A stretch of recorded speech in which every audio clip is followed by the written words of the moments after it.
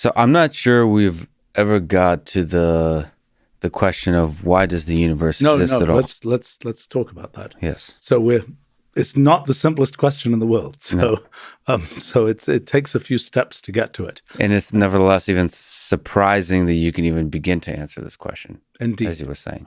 I'm very surprised. So the next thing to perhaps understand is this idea of Rullial space. So we've got kind of physical space, we've got branchial space, the space of possible quantum histories, and now we've got another level of kind of abstraction, which is Rullial space. And here's where that comes from.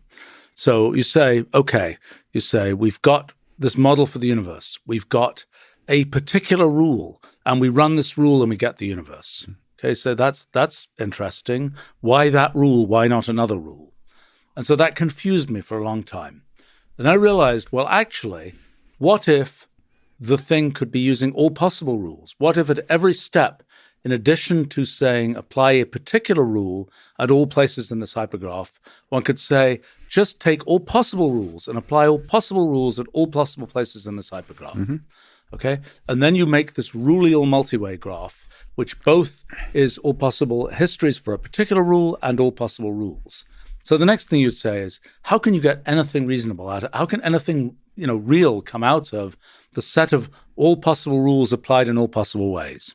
Okay, this is a subtle thing, so which I haven't fully untangled. There is this object which is the result of running all possible rules in all possible ways. And you might say, if you're running all possible rules, why can't everything possible happen? Mm-hmm. Well, the answer is because when there's sort of this entanglement that occurs. So let's say that you have a lot of different possible initial conditions, a lot of different possible states. Then you're applying these different rules. Well, some of those rules can end up with the same state. So it isn't the case that you can just get from anywhere to anywhere. There's this whole entangled structure of what can lead to what, and there's a definite structure that's produced. I think I'm going to call that definite structure the Rulliad, the limit of kind of all possible rules being applied in all possible ways. And you're saying that structure is finite, so that somehow connects to maybe a similar kind of thing as like causal invariance.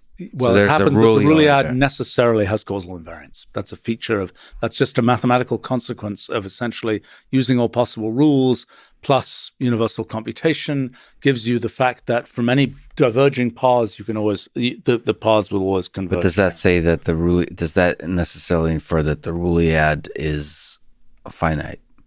In the end, it's not necessarily finite. I mean, just like the history of the universe may not be finite. The history of the universe, time may keep going forever.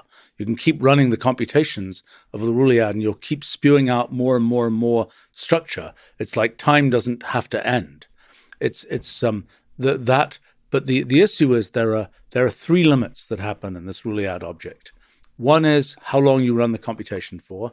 Another is how many different rules you're applying. And another is how many different states you start from. Mm-hmm. And the mixture of those three limits, I mean, this is just mathematically a horrendous object, okay? Yes. And what's interesting about this object is the one thing that does seem to be the case about this object is it connects with ideas in higher category theory, mm-hmm. and in particular, it connects to some of the 20th century's most abstract mathematics done by this chap Grothendieck. Grothendieck had a thing called the infinity groupoid, which is closely related to this Rulliad object. Although the details of the relationship, I don't fully understand yet.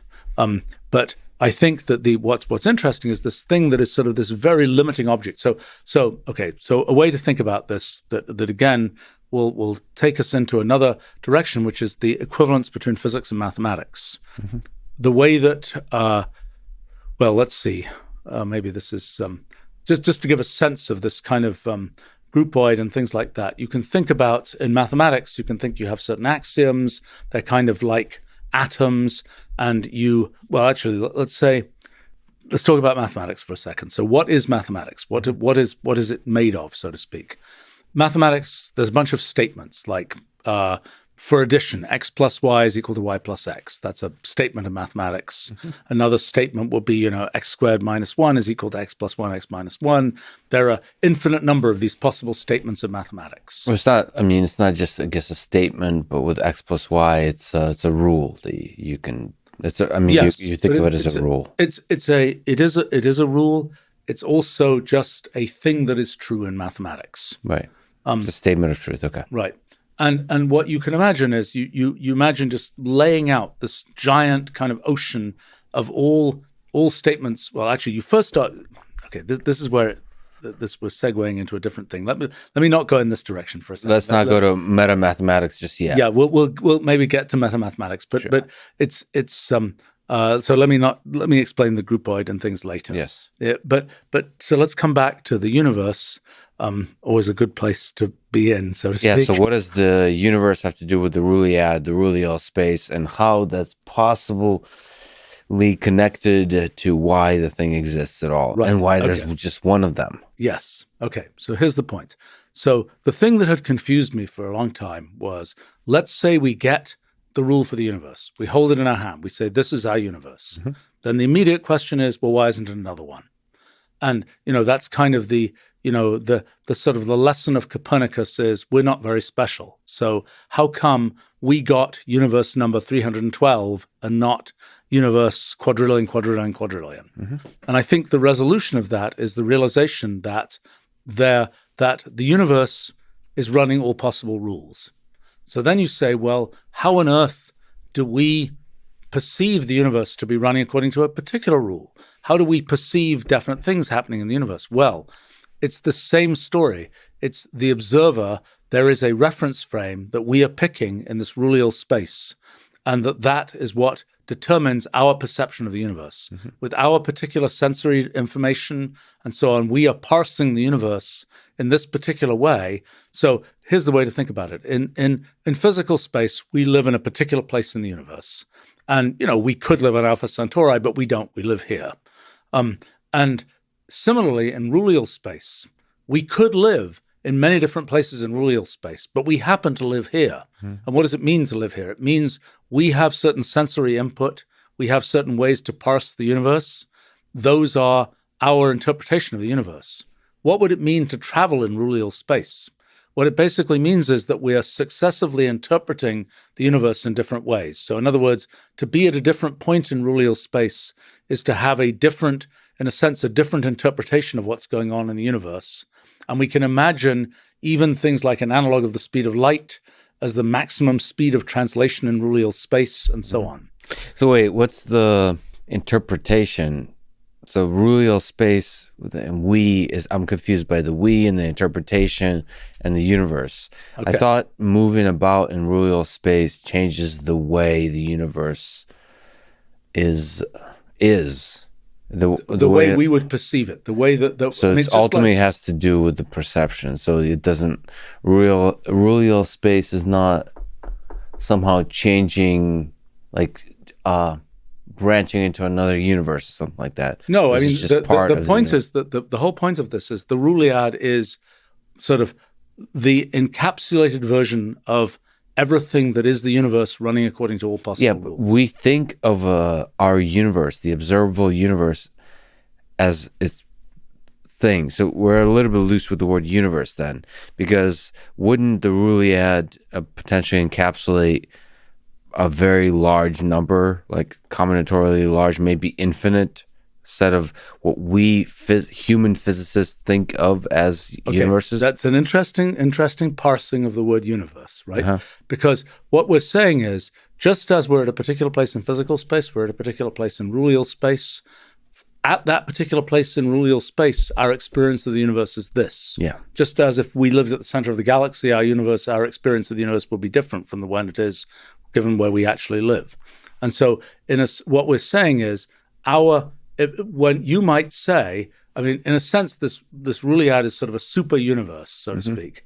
But it's all entangled together. It's not like you can separate out. You can say, it's like when we take a reference. Okay, it's like our experience of the universe is based on where we are in the universe. Mm-hmm. We could imagine moving to somewhere else in the universe, but it's still the same universe. So there's not like universes existing in parallel. No. No, because and the whole point is that if we were able to change our interpretation of what's going on, we could perceive a different reference frame in this Rulliad. Yeah, but that's just that's the same Rulliad. That's the same universe. You're just moving about. These are just coordinates in that universe. But so the reason that's interesting is, imagine the extraterrestrial intelligence, or the alien intelligence, we should say. The alien intelligence might live on Alpha Centauri, but it might also live at a different place in real space. Yeah, it can live right here on Earth. It just has a different reference frame that includes a very different perception of the universe. Right. And then because that real space is very large, I mean... Do we get to communicate with them? Right. That's... Yeah, but it's also... Well, one thing is how different the perception of the universe could be. I think it could be bizarrely, unimaginably, completely different. And I mean, one thing to realize is, even in kind of things I don't understand well, I know about the kind of Western tradition of understanding, science and all that kind of thing. And, you talk to people who say, well, I'm really into some, Eastern tradition of this, that, and the other. And it's really obvious to me how things work. I don't understand it at all, but, it is not obvious, I think, with this kind of realization that there's these very different ways to interpret what's going on in the universe. That kind of gives me at least, it doesn't help me to understand that different interpretation, but it gives me at least more respect for the possibility that there will be other interpretations. Yeah, it humbles you to the possibility that, reincarnation, or all these, eternal recurrence with Nietzsche, just these ideas. Yeah. Well, the thing that I've realized about a bunch of those things is that, I've been sort of doing my little survey of the history of philosophy, just trying to understand, what can I actually say now about some of these things? And you realize that some of these concepts, like the immortal soul concept, which, I remember when I was a kid and, it was kind of lots of religion bashing type stuff of people saying, well, we know about physics. Tell us, how much does a soul weigh? And people are like, well, how can it be a thing if it doesn't weigh anything? Right. Well, now we understand, there is this notion of what's in brains that isn't the matter of brains, and it's something computational. And there is a sense, and in fact, it is correct, that it is in some sense immortal, because this pattern of computation is something abstract that is not specific to the particular material of a brain. Now, we don't know how to extract it, in our traditional scientific approach, but it's still something where it isn't a crazy thing to say there is something. It doesn't weigh anything. That's a kind of a silly question. How much does it weigh? Well, actually, maybe it isn't such a silly question in our model of physics, because the actual computational activity has a consequence for gravity and things. But that's a very subtle. You could start talking about mass and energy and so on. There could be what would you call it? A solitron. Yes. A particle that somehow contains soulness. Yeah, right. Well, that's what, by the way, that's what Leibniz said. And, one thing I've never understood this, Leibniz had this idea of monads and monadology, and he had this idea that what exists in the universe is this big collection of monads, and that the only thing that one knows about the monads is sort of how they relate to each other, which sounds awfully like hypergraphs, right? But Leibniz had really lost me at the following thing. He said, each of these monads has a soul, and each of them has a consciousness. And it's like, okay, I'm out of here. I don't understand this at all. I don't know what's going on. But I realized recently that in his day, the concept that a thing could do something, could spontaneously do something, that was his only way of describing that. And so what I would now say is, well, there's this abstract rule that runs. To Leibniz, that would have been, in 1690 or whatever, that would have been kind of, well, it has a soul, it has a consciousness. And so, in a sense, it's like one of these, there's no new idea under the sun, so to speak. That's a sort of a version of the same kinds of ideas, but couched in terms that are sort of bizarrely different from the ones that we would use today. Would you be able to maybe play devil's advocate on your conception of consciousness, that like the two characteristics of it, that is constrained and there's a single thread of time? Is it possible that Leibniz was onto something, that the basic atom discrete atom of space has a consciousness. Is that so? These are just No. words, right? But like, Yeah. what is there?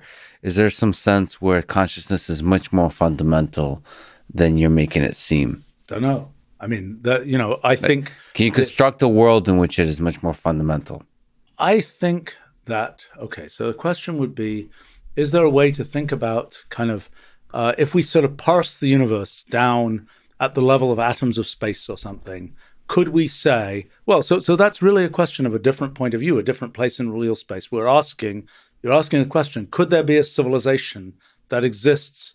Could there be sort of conscious entities that exist at the level of atoms of space? And what would that be like? And I think that comes back to this question of, can we, what's it like to be a cellular automaton type thing? Mm-hmm. I mean, it's I'm not yet there. I don't know. I mean, I think that this is and I don't even know yet quite how to think about this, in the sense that I was considering, I never write fiction, but I haven't written it since I was like 10 years old. And my fiction, I made one attempt, which I sent to some science fiction writer friends of mine, and they told me it was terrible. So, This is a long time ago? No, it was recently. Recently. They said it was terrible. That'd be interesting to see you write a short story based on what sounds like it's already inspiring short stories stories Yeah, right. by science fiction writers. But I think the interesting thing for me is, in the what is it like to be a whatever? Yeah. How do you describe that? I mean, it's like, that's not a thing that you describe in mathematics. What is it like to be such and such? Well, see, to me,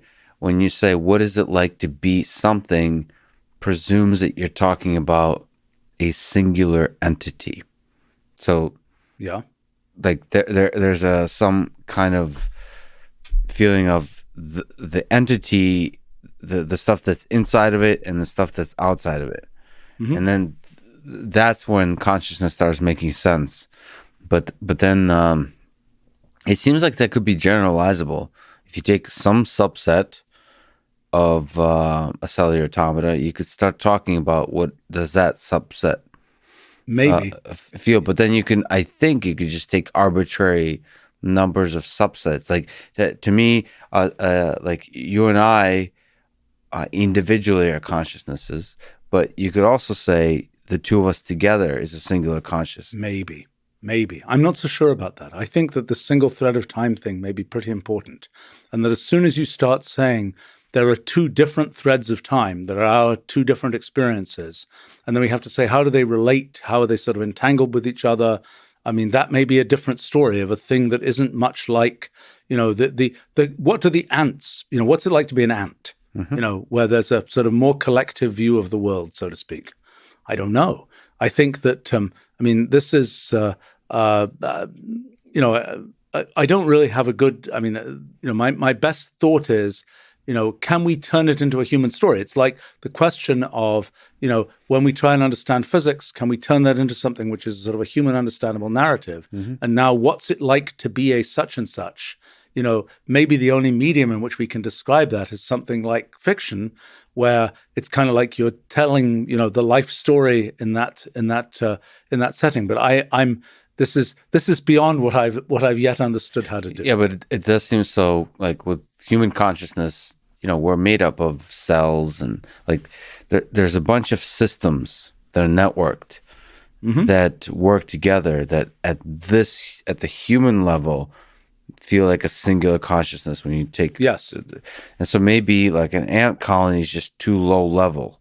Sorry, an ant is too low level. Right. Maybe you have to look at the ant colony. Yeah, I agree. Like there's some level at which it's a conscious being. And then if you go to the planetary scale, then maybe that's going too far. So there's a nice sweet spot for consciousness. No, I agree. I think the difficulty is that, okay, so in sort of people who talk about consciousness, yes, one of the terrible things I've realized, because I've now interacted with some of this community, so to speak, some interesting people who do that kind of thinking.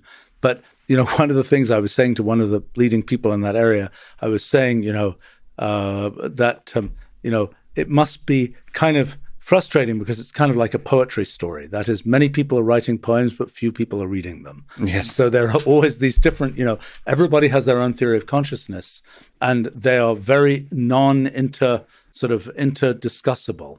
And by the way, I mean, my own approach to sort of the question of consciousness, as far as I'm concerned, I'm an applied consciousness operative, so to speak, because I don't really, in a sense, the thing I'm trying to get out of it is how does it help me to understand what's a possible theory of physics? And how does it help me to say, how do I go from this incoherent collection of things happening in the universe to our definite perception and definite laws and so on? And it's sort of an applied version of consciousness. And I think the reason, it sort of segues to a different kind of topic, but the reason that one of the things I'm particularly interested in is kind of what's the analog of consciousness in systems very different from brains. And so why does that matter? Well, this whole description of this kind of, actually, you know what? We haven't talked about why the universe exists. So let's get to why the universe exists, and then we can talk about perhaps a little bit about what these models of physics kind of show you about other kinds of things like molecular computing and so on. Yes, but that's good. Why does the universe exist? Okay, so we finally sort of more or less set the stage. We've got this idea of this Roolead, of this object that is made from following all possible rules, the fact that it's sort of not just this incoherent mess, it's got all this entangled structure in it, and so on. Okay, so what is this Roolead? Well, it is the working out of all possible formal systems. So the sort of the question of why does the universe exist, its core question, which you kind of started with, is you've got 2 + 2 = 4. You've got some other abstract result, but that's not actualized.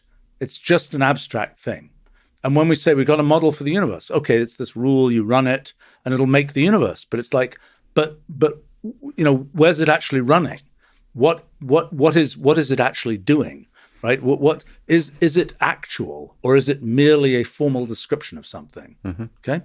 So the thing to realize with this, the thing about the Roolead is it is the entangled running of all possible rules. So you don't get to say, it's not like you're saying, which Roolead are you picking? Because it's all possible formal rules. It's not like it's just, actually it's only footnote. The only footnote, it's an important footnote, is it's all possible computational rules, not hypercomputational rules.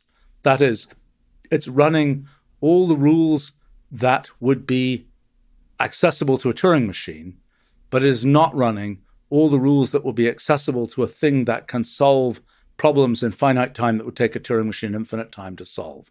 So you can, even Alan Turing knew this, that you could make oracles for Turing machines, where you say a Turing machine can't solve the halting problem for Turing machines. It can't know what will happen in any Turing machine after an infinite time, in any finite time. But you could invent a box, just make a black box. You say, I'm going to sell you an oracle that will just tell you, press this button, it'll tell you what the Turing machine will do after an infinite time. You can imagine such a box.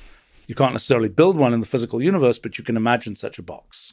And so we could say, well, in addition to, so in this Roolead, we're imagining that there is a computational, that at the end, it's running rules that are computational. It doesn't have a bunch of oracle black boxes in it. You say, well, why not? Well, it turns out if there are oracle black boxes, the Roolead, that is, you can make a sort of super Roolead that contains those oracle black boxes, but it has a cosmological event horizon relative to the first one. They can't communicate. In other words, you can end up with what ends up happening is it's like in the physical universe, in this causal graph that represents the causal relationships of different things, you can have an event horizon where the causal graph is disconnected, where the effect here, an event happening here, does not affect an event happening here because there's a disconnection in the causal graph. And that's what happens in an event horizon. And so what will happen between this kind of the ordinary Roolead and the hyper Roolead is there is an event horizon, and we in our Roolead will just never know that they're just separate things. They're not connected. Maybe I'm not understanding, but just because we can't observe it, why does that mean it doesn't exist? So, It might exist, but it's not clear what it's so what, so to speak, whether it exists. I mean, what we're trying to understand is, why does our universe exist? We're not trying to ask the question, what, it's, let me say another thing. Let me make a meta comment, okay? Which is that I have not thought through this hyperruliad business properly. So I can't, the hyperruliad is referring to a ruliad in which hypercomputation is possible. That's correct. Yes. Okay. So like what that footnote, the footnote to the footnote is, we're not sure why this is important. Yeah, that's right. So let's ignore that. Okay. It's already abstract enough. Okay. So the one question is, we have to say, if we're saying, why does the universe exist? One question is, why is it this universe and not another universe? Yeah. Okay. So the important point about this ruliad idea is that it's in the ruliad are all possible formal systems. So there's no choice being made. There's no like, oh, we picked this particular universe and not that one. That's the first thing. The second thing is that we have to ask the question. So you say, why does 2 + 2 = 4 exist? That's not really that is a thing that necessarily is that way, just on the basis of the meaning of the terms, 2 and plus and equals and so on, right? So the thing is that this ruliad object is, in a sense, a necessary object. It is just a thing that is the consequence of working out the consequence of the formal definition of things. It is not a thing where you're saying, and this is picked as the particular thing. This is just something which necessarily is that thing because of the definition of what it means to have computation. So it's a ruliad, it's a formal system. Yes. But does it exist? Well, where are we in this whole thing? We are part of this ruliad. And so there is no sense to say, does 2 + 2 = 4 exist? Well, that's in some sense, it necessarily exists. It's a necessary object. It's not a thing that where you can ask. It's usually in philosophy, there's a sort of distinction made between, necessary truths, contingent truths, analytic propositions, synthetic propositions. There are a variety of different versions of this. They're things which are necessarily true just based on the definition of terms, and there are things which happen to be true in our universe. But we don't exist in rulial space. That's one of the coordinates that define our existence, right? Well, okay, so yes, but this ruliad is the set of all possible rulial coordinates. So what we're saying is it contains that. So what we're saying is we exist as, okay, so our perception of what's going on is we're at a particular place in this ruliad, and we are concluding certain things about how the universe works based on that. Mm-hmm. But the question is, do we understand, is there something where we say, so why does it work that way? Well, the answer is, I think, it has to work that way because this ruliad is a necessary object in the sense that it is a purely formal object, just like 2 + 2 = 4. It's not an object that was made of something. It's an object that is just an expression of the necessary collection of formal relations that exist.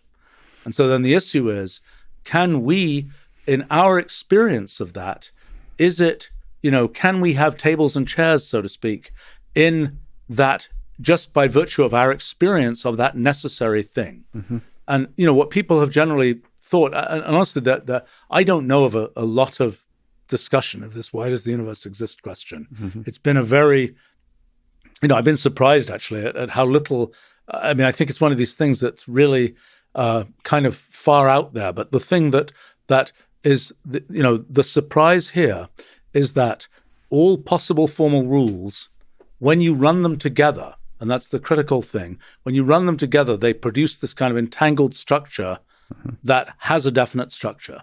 It's not just a random arbitrary thing. It's a thing with definite structure. Right. And that structure is the thing, when we are embedded in that structure, when anything, an entity embedded in that structure perceives something which is then we can interpret as physics and things like this. Right. So in other words, we don't have to ask the question, the why does it exist? It necessarily